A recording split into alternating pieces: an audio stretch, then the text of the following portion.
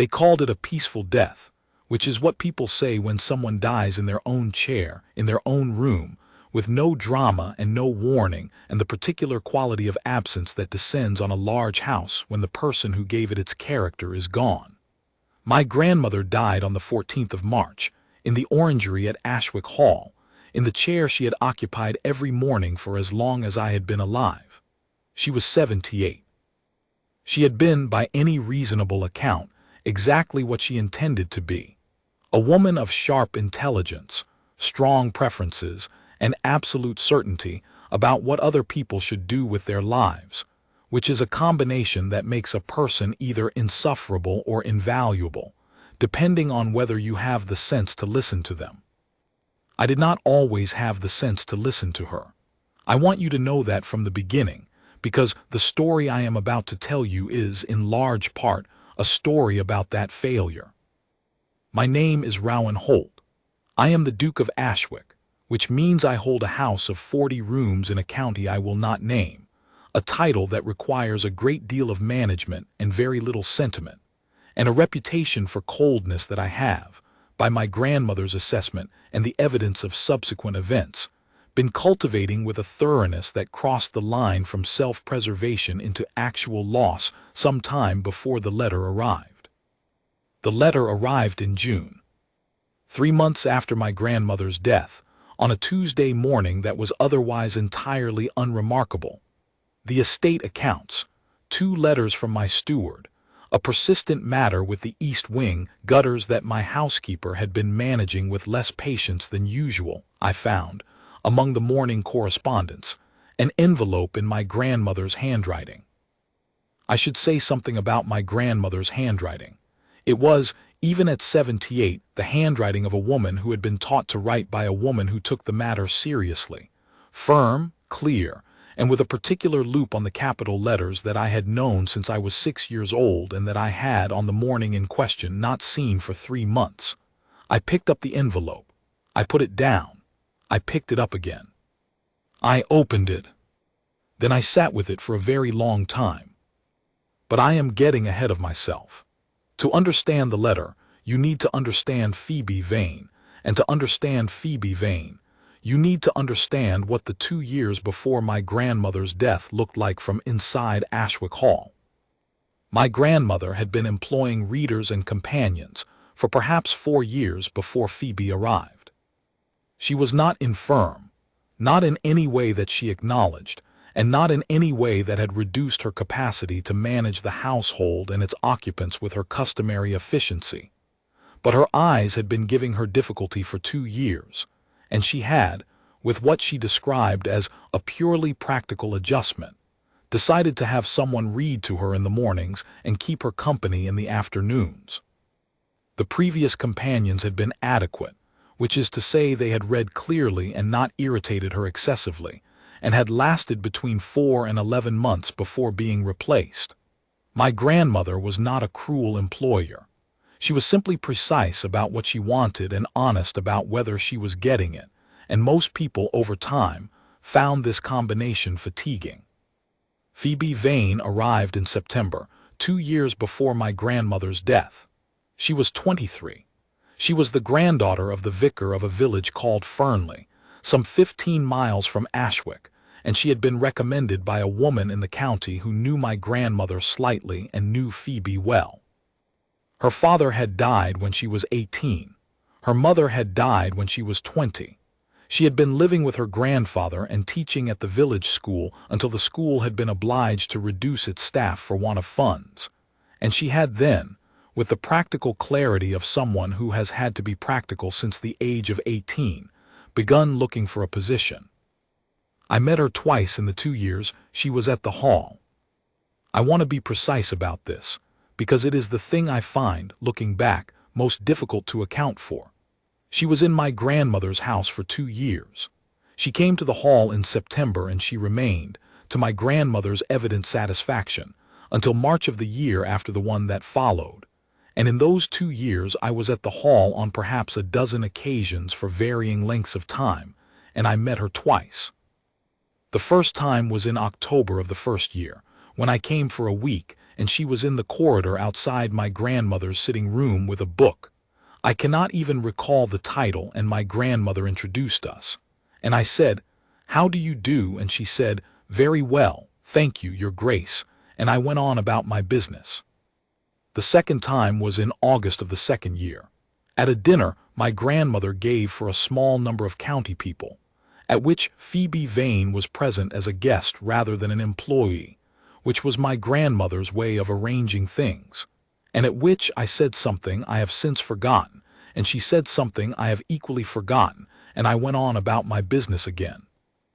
I was, in those 2 years, going on about my business. This is the thing my grandmother said in the letter that I found most difficult to argue with. I had been going on about my business for quite some time, and in doing so I had failed to notice a great number of things that were happening in front of me with what my grandmother described, in her precise and affectionate way, as extraordinary patience. The letter was 4 pages. My grandmother wrote on both sides of the paper in the firm, clear hand I knew, and the letter was dated the 23rd of February, 3 weeks before she died. She had known, it seems, that she was not as well as she had allowed the household to believe.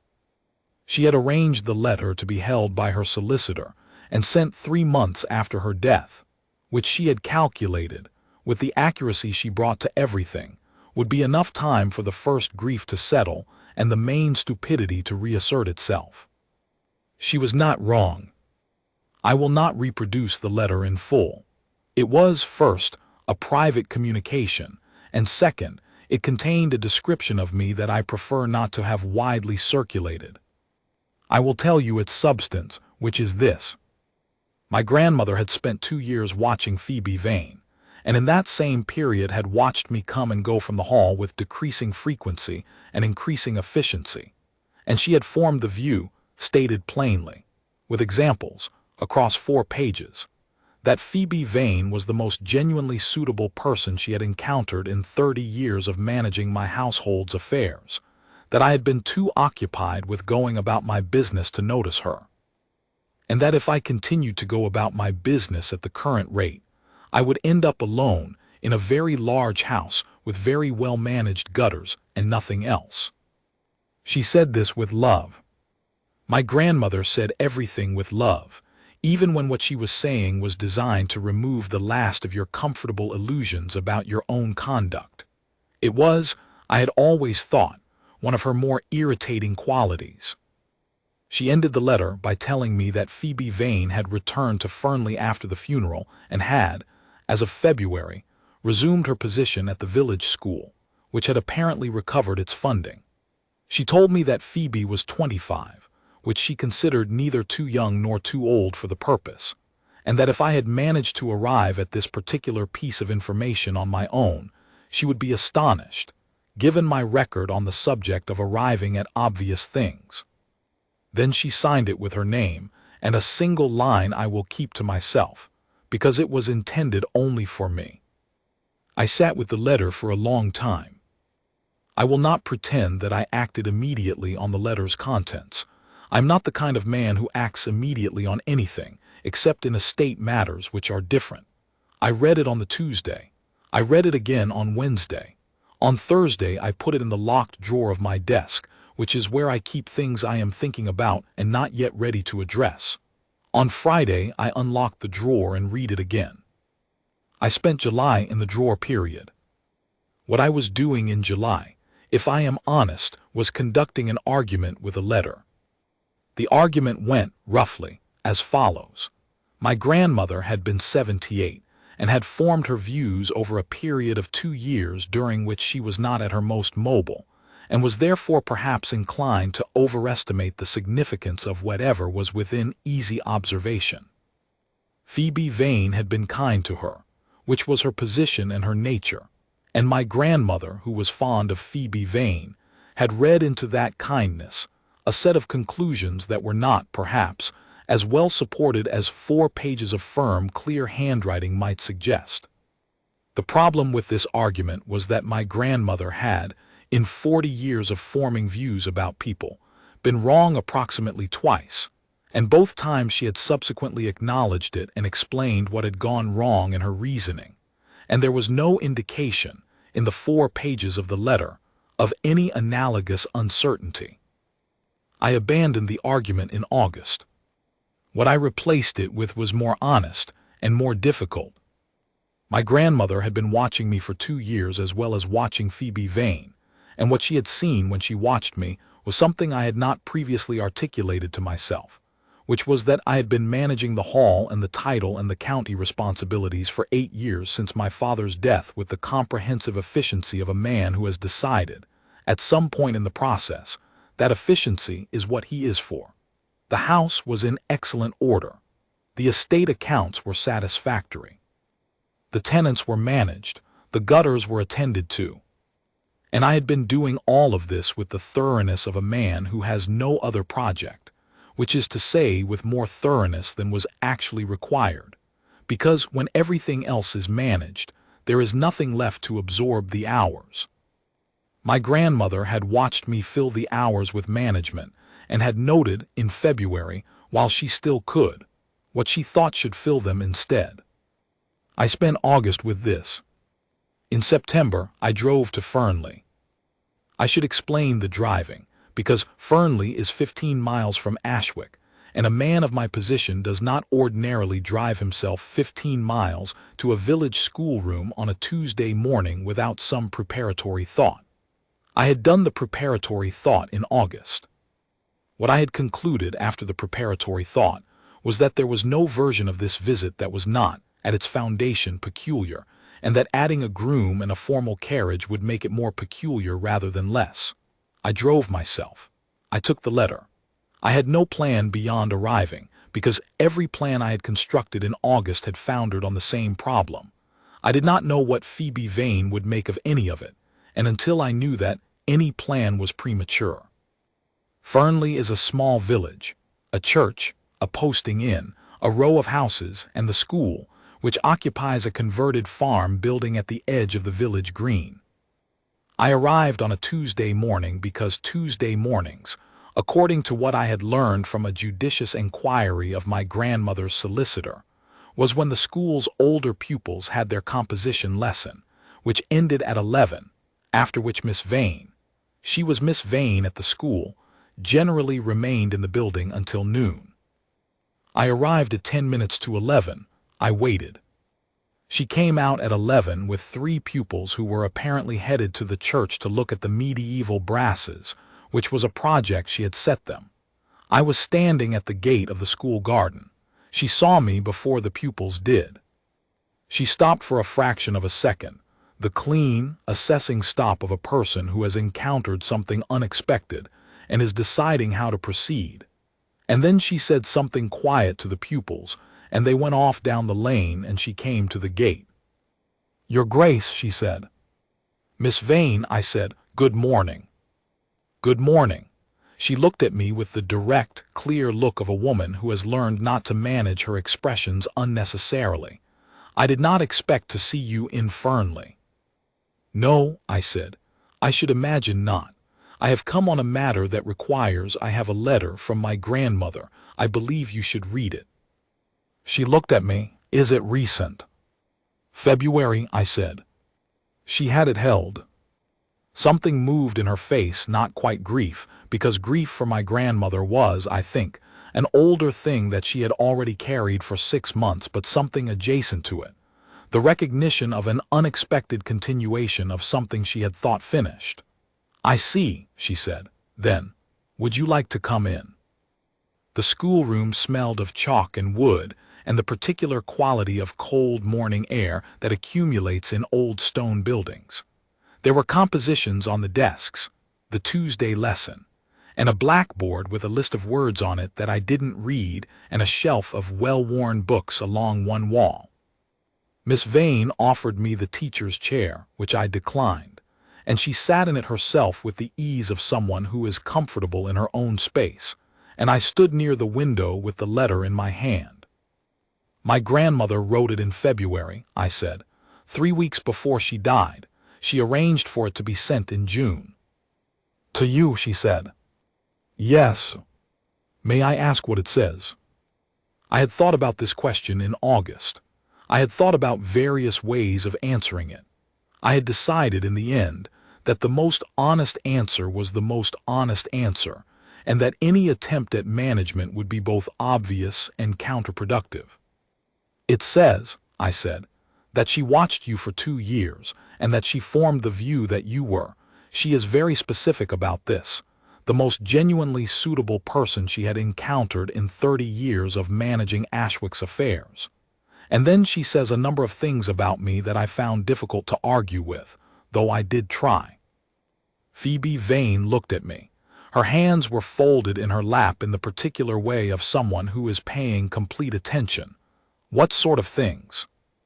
That I have been going about my business for too long, I said, to the exclusion of other things.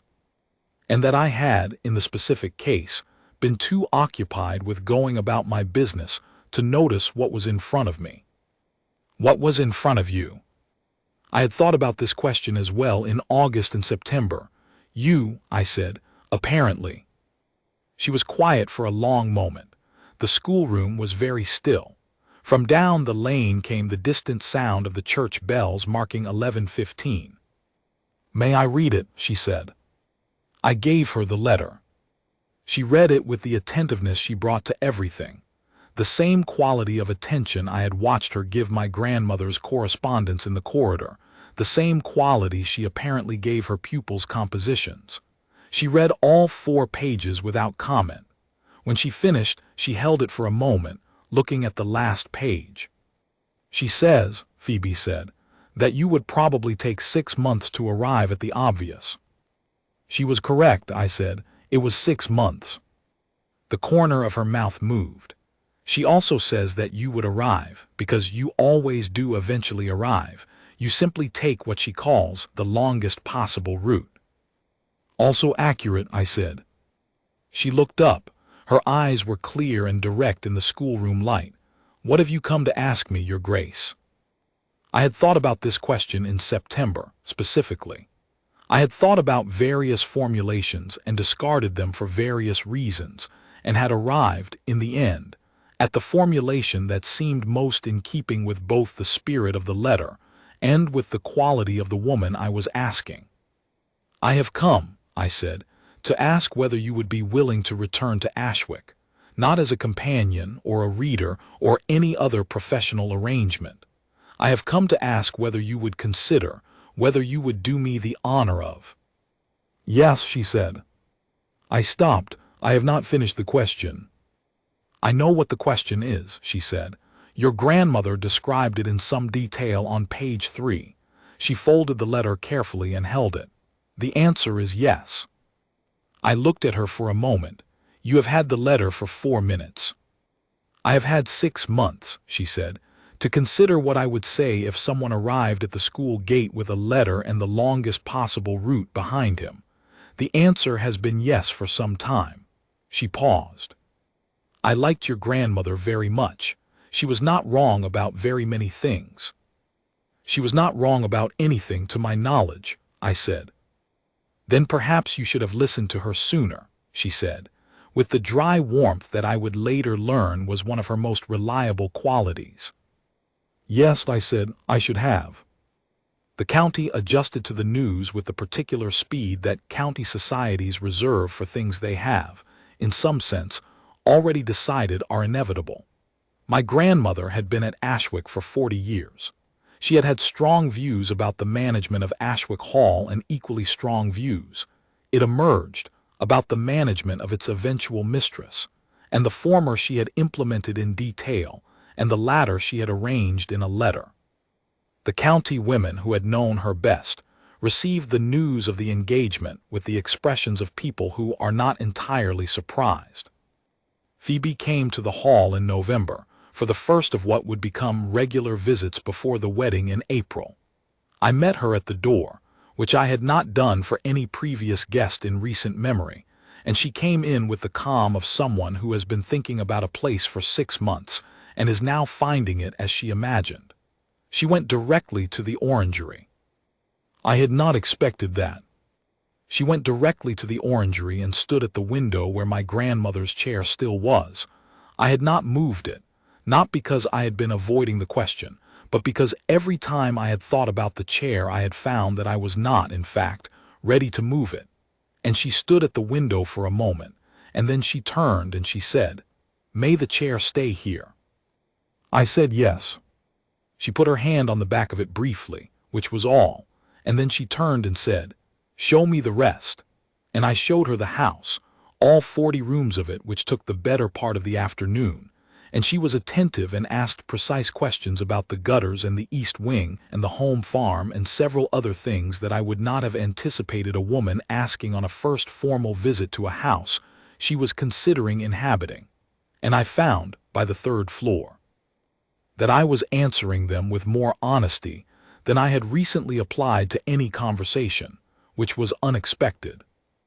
We were married in April.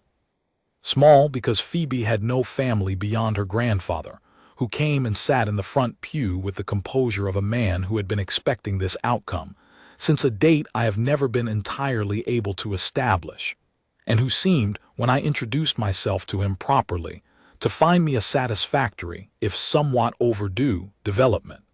I liked him immediately.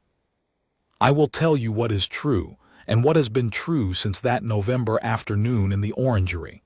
Ashwick Hall is a different house. Not in its structure, the gutters are still attended to, the estate accounts are still satisfactory, the east wing is being managed. But there is something in it now that was not there before, which I find difficult to name in the way I can name practical things, and which is, I think, precisely what my grandmother was pointing at in 4 pages of firm, clear handwriting in February. The orangery is used in the mornings. The chair is still there. Phoebe reads there, she reads a great deal, and with the same quality of attention she gave everything my grandmother asked her to read, and that she gives the letters from the tenants and the village school correspondence that she has, in the 15 months since the wedding, made her own concern. The hall that was always quiet in the evenings is not always quiet in the evenings.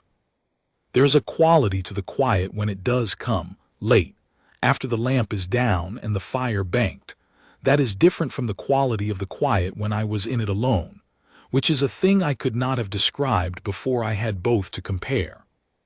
My grandmother was 78 when she wrote the letter. She had watched me for 37 years and had formed views with the precision she applied to everything, and what she had decided in February, with 3 weeks left, and the knowledge of 3 weeks, was that the thing worth using the last of her strength to arrange was not an estate matter or a legal matter, but this, that her grandson should stop going about his business long enough to find the woman who was already there. She was not wrong. She was not, in my knowledge, ever wrong. I simply took the longest possible route to agreeing with her. Phoebe has read the letter perhaps 4 times since September, which I know because I have seen it in the drawer where we both keep things. The last time I saw it there, she had added a line at the bottom, in her own handwriting, which I read once and which I will not reproduce, because it was written for herself and not for me. I think, however, that my grandmother would have been pleased with it. She had very clear ideas about what a house required to be a home, and she had, in the last letter she ever wrote, been specific about both. She was right about all of it,